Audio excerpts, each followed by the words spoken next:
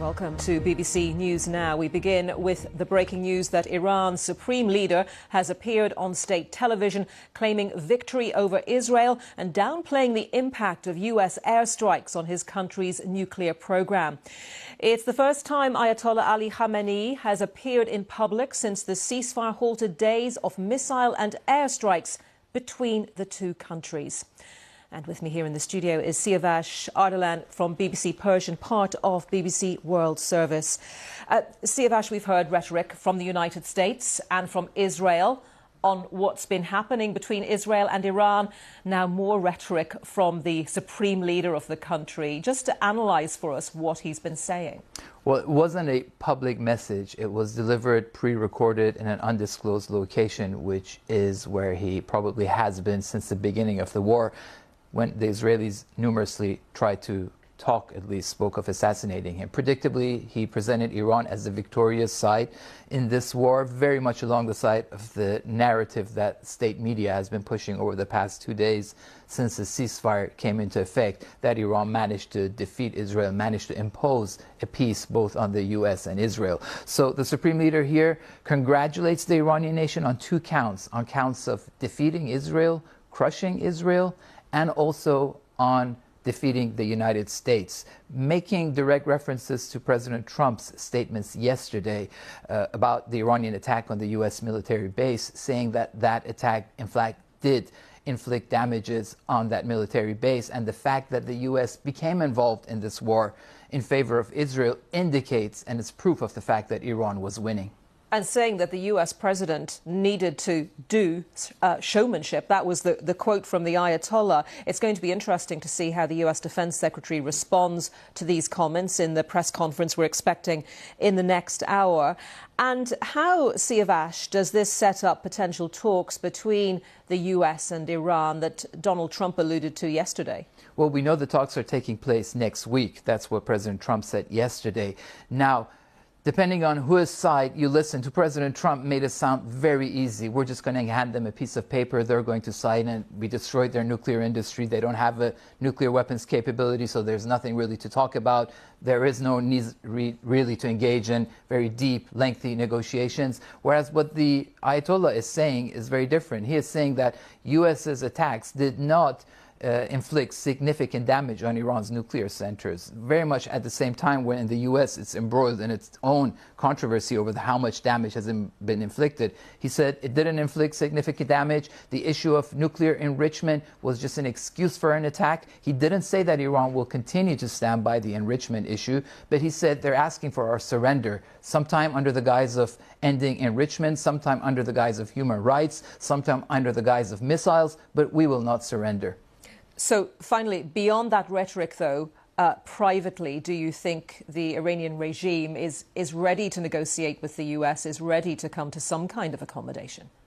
Well, we have to really see, because we're not getting the same kind of messages coming from the foreign ministry wing of the regime and the more hardline groups within the political establishment. Whether Iran will continue to insist on enrichment, how really steadfast it will try to be in sticking to its guns, we have to see, because what the supreme leader said today sounded very uncompromising.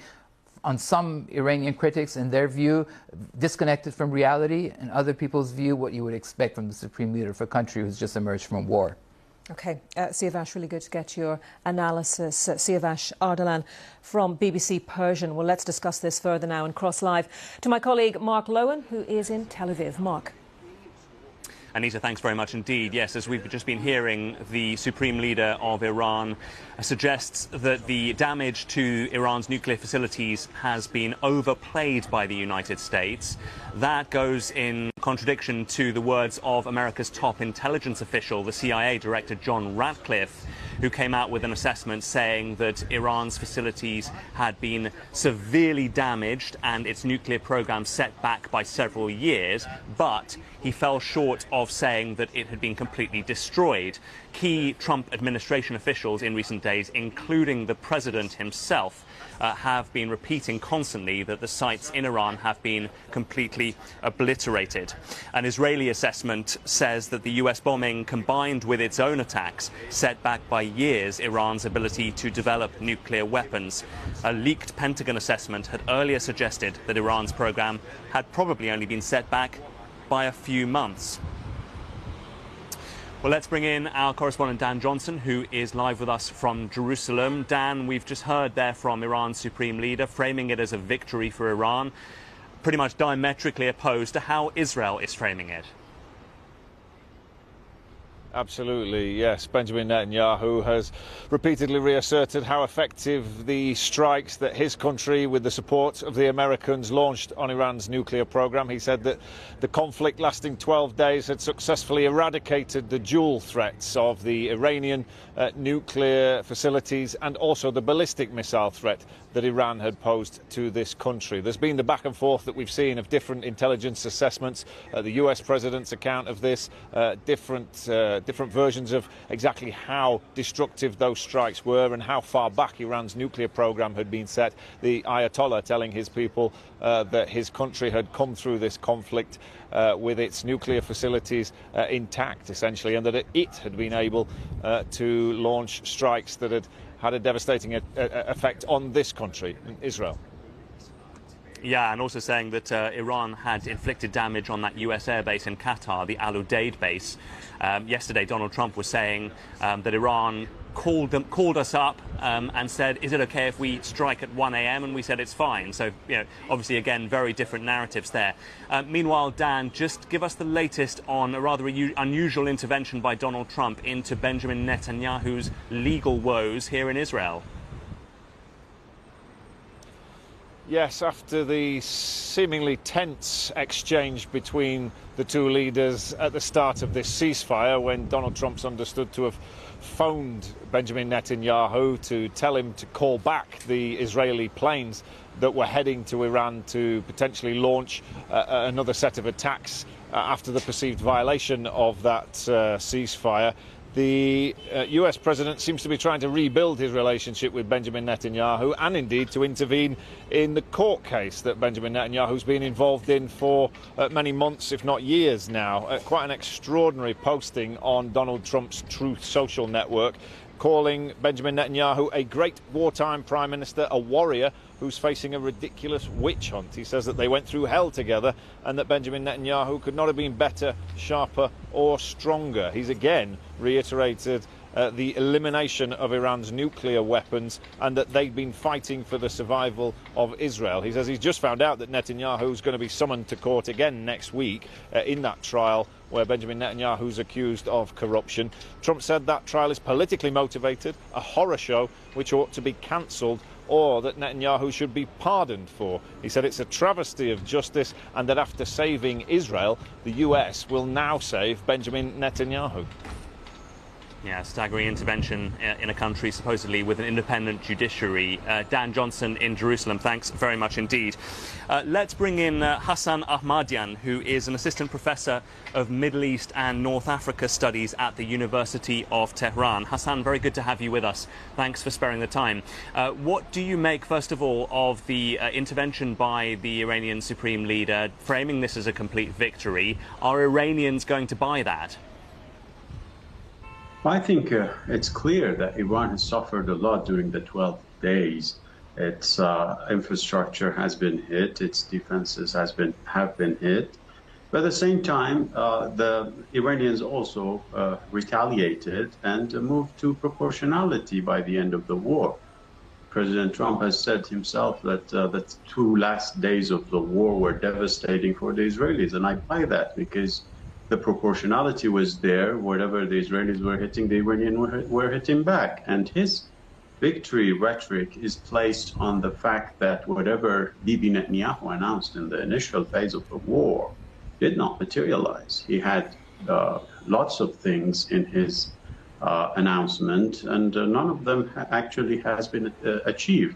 Now, the nuclear program is still under investigation or under assessment within Iran to see how much it was damaged. But at the same time, to say that it was done with is a bit of an exaggeration, I would suppose, because it's still unclear what happened to this program. And still the Europeans, the E3 has called for negotiations as the best way for solving or resolving the Iranian nuclear standoff, which suggests that the nuclear program is still there, functioning, though received some sort of damage there. Well, given that, Hassan, a very interesting line also coming through this morning, the parliamentary bill to suspend Iran's cooperation with the new UN nuclear watchdog, the International Atomic Energy Agency, has been ratified by the Guardian Council, apparently, in Iran. That's the panel of clerics and jurists who vet legislation. If that is going to go through, could that scupper any hopes of further talks between the US and Iran? Donald Trump said yesterday that they were going to meet again next week. But if Iran is going to pull out of cooperation with the UN nuclear watchdog, what incentive is there for any more talks on the nuclear program?